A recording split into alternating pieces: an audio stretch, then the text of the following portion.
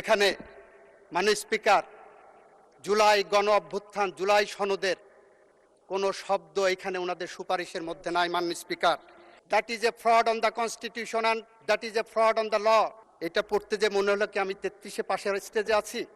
মাননীয় স্পিকার, আমরা বলি জুলাই গণ অভ্যুত্থানের মধ্য দিয়ে অর্জিত এই বাংলাদেশে যে সংসদ গঠিত হয়েছে, এই সংসদ আগামী দিনে একটি বাংলাদেশ গড়তে চায়, যে বাংলাদেশ ৭১-এর মুক্তিযুদ্ধের চেতনার মধ্য দিয়ে অর্জিত এই বাংলাদেশে আমরা যাতে ৯০-এর গণ অভ্যুত্থান এবং ২৪-এর গণ অভ্যুত্থানকে ধারণ করে, চেতনাকে ধারণ করে আমরা এগিয়ে যেতে পারি। মাননীয় স্পিকার, আমরা বিশ্বের দেশে দেশে দেখেছি বিপ্লব ঘটেছে, ফরাসি বিপ্লব ঘটেছে, জুলাই বসন্ত এসেছে, আরব বসন্ত এসেছে, অরেঞ্জ বসন্ত এসেছে।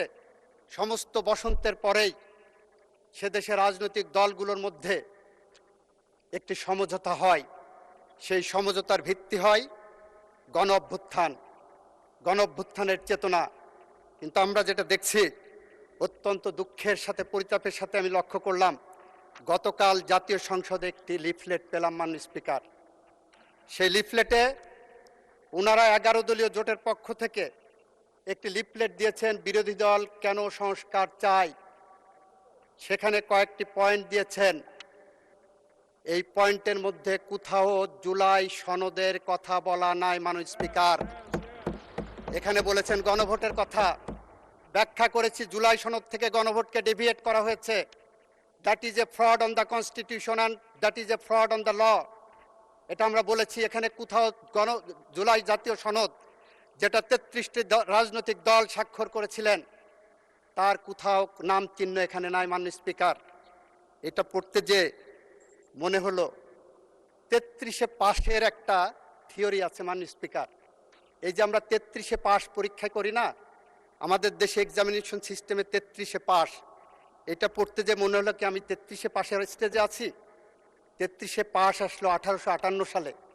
এই উপমহাদেশে যখন ম্যাট্রিকুলেশনের পরীক্ষা শুরু হবে, সেই সময় কতই পাশ হবে নির্ধারণ করতে পারছে না।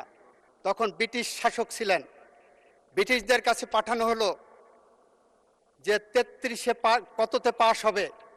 তখন ব্রিটেনে পাশের মার্কস ছিল 65 নাম্বার।